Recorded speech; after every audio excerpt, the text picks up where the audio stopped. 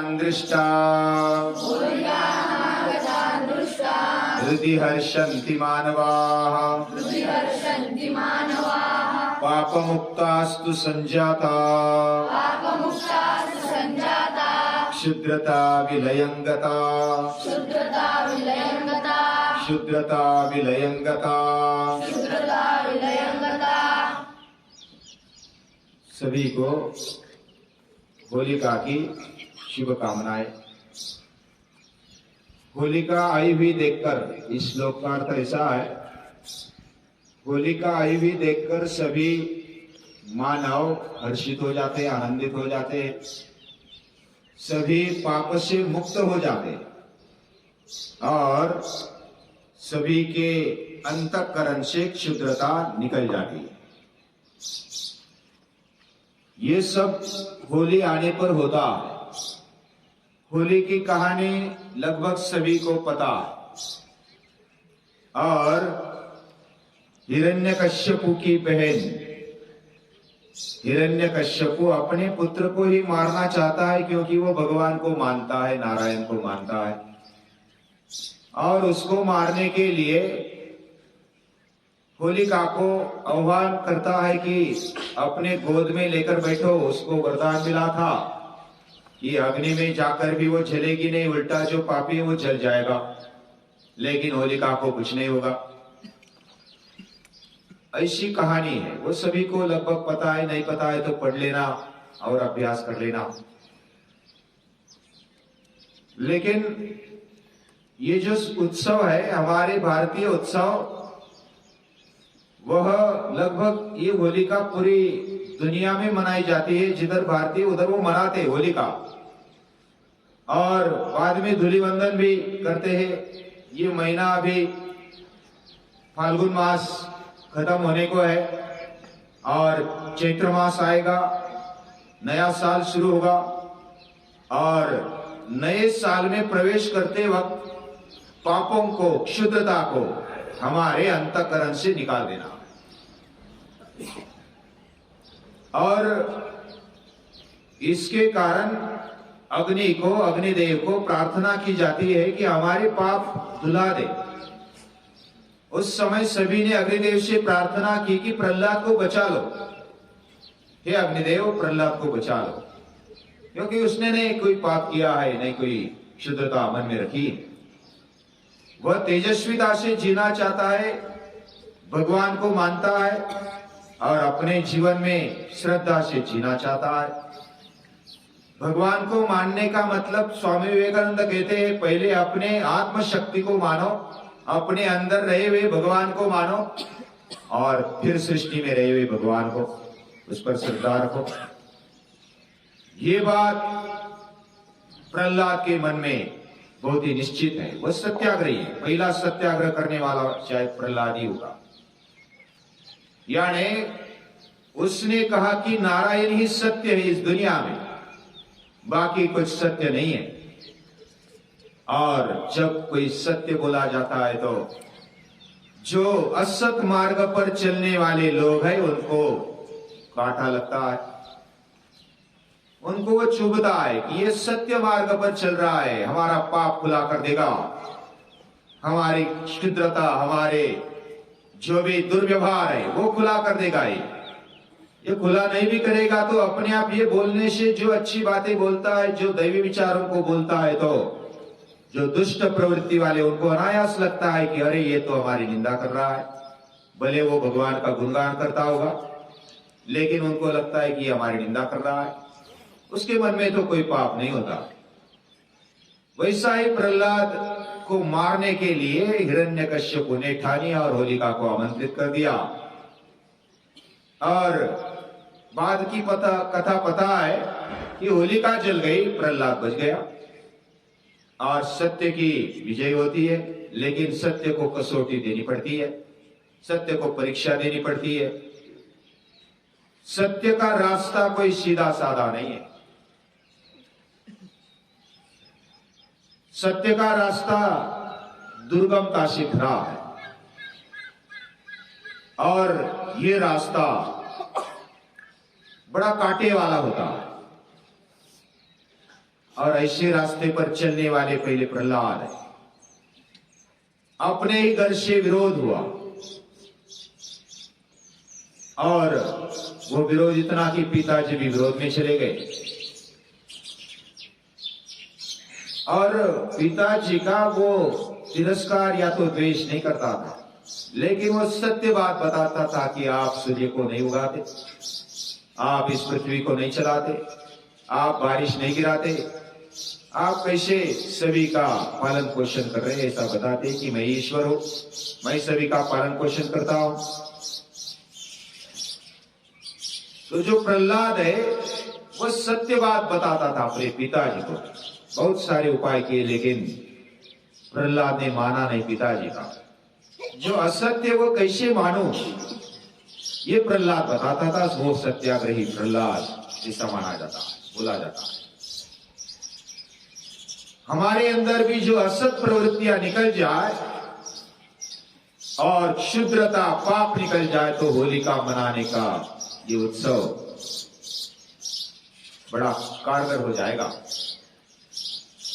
जब हम होलिका को मनाते हैं, इसका मतलब हमारे अंदर, हमारे आसपास जो कचरा है उसको जला डालने का ये समय है। वैसा तो हर रोज तेज की उपासना होनी चाहिए, अग्नि की उपासना होनी चाहिए। और हमारे भारतीय लोग, भारतीय संस्कृति कर दी भी है। पूरी दुनिया में भी सूर्य को मानने वाले लगभग सभी है। तेज की उपासना सभी करते हैं। सूर्य को कौन नहीं मान सकता, उसकी आवश्यकता ही है। उसके कारण ही हमारे अंदर उत्साह फैलता है, चैतन्य दौड़ता है। उसके कारण ही हमारा जीवन बहुत ही फूलता है, फलता है और अच्छा चलता है। हमारे लेवल पर हम विचार करेंगे तो क्षुद्रता क्या है, पाप क्या है, ये अगर बारीकी से निरीक्षण करेंगे तो पता चलेगा कि पाप क्या है। हमारे शरीर से जब हम अतिरिक्त कुछ कचरा डालते हैं, ये पाप है। ये शरीर के लेवल पर पाप हो गया और वो अंदर की आत्मशक्ति का अनादर हुआ। हम अपने इंद्रियों के लेवल पर दुर्बल बन जाते हैं, नैराश्ययुक्त बन जाते हैं, तो हमने पाप किया। इंद्रियों को हमने सच्ची राह नहीं दिखाई, सच्चा कार्य नहीं करवाया, तो हमने पाप किया। भगवान ने हमें आंखें दी, शरीर दिया, आंखों से हम अच्छा नहीं देख पाते, ये हमारा दोष है। हम उससे पाप करते हैं। हम अगर गलत दृष्टि से किसी की ओर देखते हैं, स्वार्थ की दृष्टि से, केवल अतिरिक्त मोह की दृष्टि से देखते हैं, तो ये पाप, ये क्षुद्रता है। हल्की दृष्टि से, केवल भोग की दृष्टि से देखने वाले ये पाप कर रहे हैं। कानों से हम जो योग्य बातें नहीं सुनते तो कान का पाप हो जाता है। जिह्वा से हम अच्छा नहीं बोल पाते तो पाप हो जाता है। जिह्वा से हम अच्छा नहीं खा पाते तो ये पाप हुआ, उसका भुगतना ही पड़ता है। जब हमने समझो कि मिर्ची खा ली, उसके बाद तो डिसेंट्री होने वाली, किसी को थोड़ी सी पच जाती है, लेकिन ज्यादा खाने पर कोई भी मर्यादा में जब हम चलेंगे तो वो योग्य होता है। मर्यादा, संतुलन, ये योग माना जाता है। और जब हम अलग अलग इंद्रियों के आहार देखेंगे तो उनके योग्य आहार होने चाहिए। हमारे हाथ हो, मुख हो, ये पांव हो, या तो उपस्थ और पायु हो, यानी कि मल मूत्र विसर्जन इंद्रिय। हाथ से, पांव से हम अच्छा काम करें, अच्छे काम के लिए चले, योग्य काम के लिए चले, संस्कृति के, देश के, या तो भगवान के काम के लिए हमारे पांव दौड़े। और उसमें सभी का हित हो, उसमें मेरा भी हित है, पूरी दुनिया का हित हो। ऐसी कामना जो रखता है वह अपने इंद्रियों को सही रास्ता दिखाता है और वो पाप से मुक्त करता है, क्षुद्रता से वह दूर हो जाता है। हम जब, जैसे योग में कहा है यम और नियम, यम का पालन करेंगे तो हमारे हाथों से पाप नहीं होगा। यम कौन से अहिंसा, यानी हिंसा न हो, किसी की शारीरिक मानसिक हिंसा न हो, तब हम अपने आप को अच्छे राह पर ले जाएंगे। यानी कि पूरी दुनिया पर प्रेम करने की वृत्ति हमारे अंदर जगेगी। इतनी ताकत है इस अहिंसा।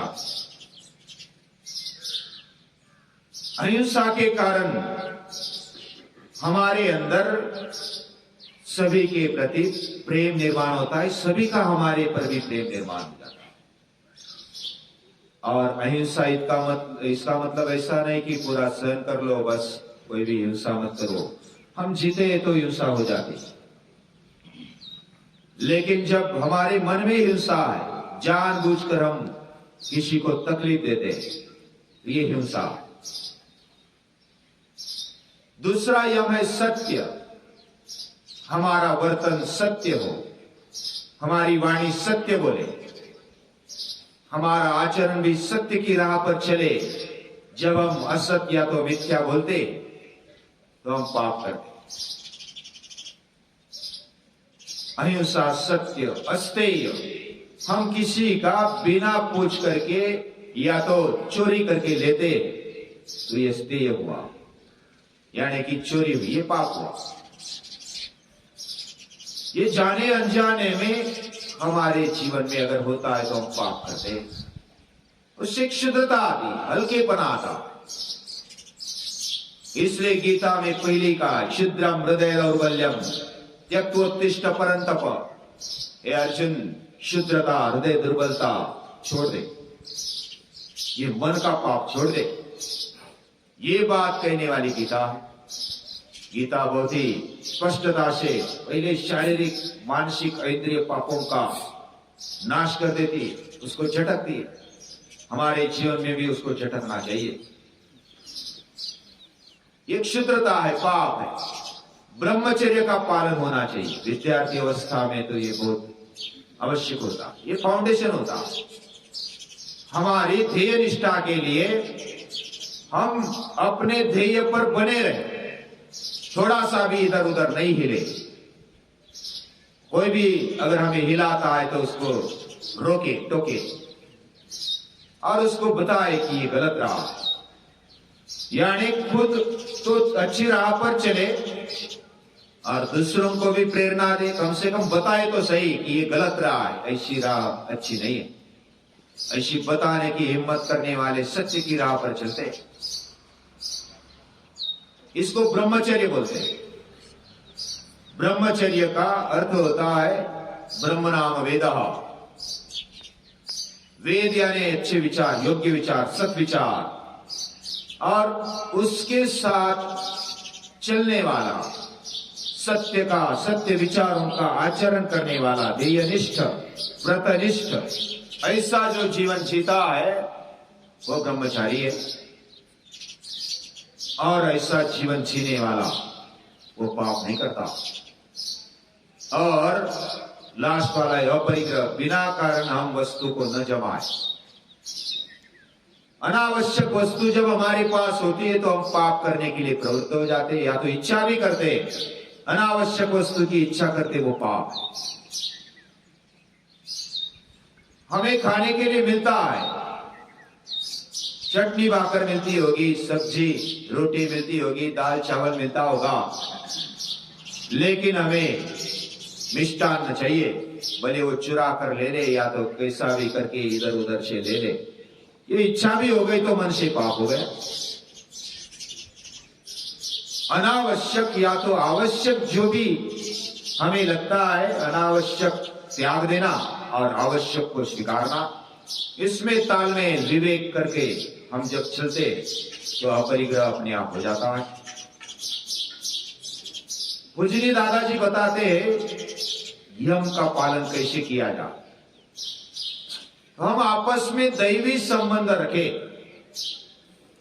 जब हम दैवी संबंध से अपना जीवन जीते, मैं जैसा हूं, मैं भगवान का बेटा हूं, आप भी भगवान के बेटे हैं। और ये मानकर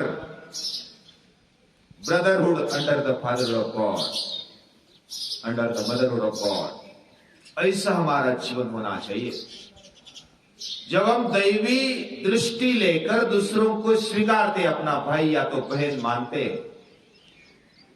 और वैसा ही आचरण करते, तो अहिंसा अपने आप आ जाएगी, सत्य आ जाएगा, प्रामाणिकता आ जाएगी।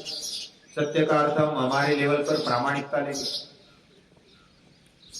अहिंसा, सत्य, अस्थेय, ब्रह्मचर्य, अपरिग्रह, यानी अहिंसा। हम कैसी हिंसा कर सकते हैं? अपने भाई की, अपने बहन की, मन से भी नहीं कर सकते। दूसरी बात, हम प्रामाणिकता से रहेंगे। अपना है तो उसी से प्रामाणिक, उससे क्या छिपा। तीसरी बात, अस्थेय, कहां से चोरी करेंगे? अपनों की चोरी करेंगे। घर में कोई चोरी करता है क्या? वो कर जो अपना नहीं समझता है वो चोरी कर सकता है, जो अपना समझता है वो कैसे चोरी कर सकता है? और ब्रह्मचर्य का पालन तो अपने आप ही आ जाएगा जब अपना समझते हैं। भाई बहन का नाता दृढ़ हो जाता है कुटुंब में, और वो दृष्टि है जैसे अलग अलग महापुरुषों के जीवन में देखने को मिलता है। स्वामी विवेकानंद हो या तो शिवाजी महाराज, अलग अलग जो महापुरुष हो गए, उन्होंने स्त्रियों के प्रति, कुटुंब के प्रति, समाज के प्रति कैसी दृष्टि होनी चाहिए ये बताया। पूजनीय दादाजी बताते हैं कि अपने जीवन में ये दैवी दृष्टि लाओ, दैवी नाता निर्माण करो, तो अपरिग्रह भी आ जाएगा, ब्रह्मचर्य भी आ जाएगा। यानी एक धागे को पकड़ो, भगवान को पकड़ो। भगवान के बारे में ऐसा सोचे कि हमारे पिता, ये हमारे कुटुंब के प्रमुख है। वह सभी बारीकी बातें देखते, वह सुनते, छोटी छोटी बातें हम अकेले में करेंगे, हमें कोई देख नहीं सकता। ऐसा सोचने वाला गलत सोच रहा। भगवान हमें देख रहा, वही हमें सुन भी रहा। वह सूक्ष्म निरीक्षण कर रहा है हमारा। मन में भी हम विचार लाते, गलत विचार लाते, पाप लाते, क्षुद्रता लाते, तो वो हमें देखता। ऐसी दृष्टि से जिएंगे तो क्षुद्रता निकल जाएगी, पाप निकल जाएगा, और हमारा जीवन शुद्ध होगा, पवित्र होगा। इस होलिका के दिन पर हम अपने जीवन की ऐसी कामना करते हैं कि हमारा जीवन दैवी बने, हमारे जीवन से क्षुद्रता, पाप, जो गलत बातें हैं वो निकल जाए, निराशा निकल जाए, हृदय दौर्बलता निकल जाए, और हमारा जीवन तेजस्वी बने, दैवी बने। ऐसी प्रार्थना करते हुए होलिका की फिर सभी को ढेर सारी शुभकामनाएं।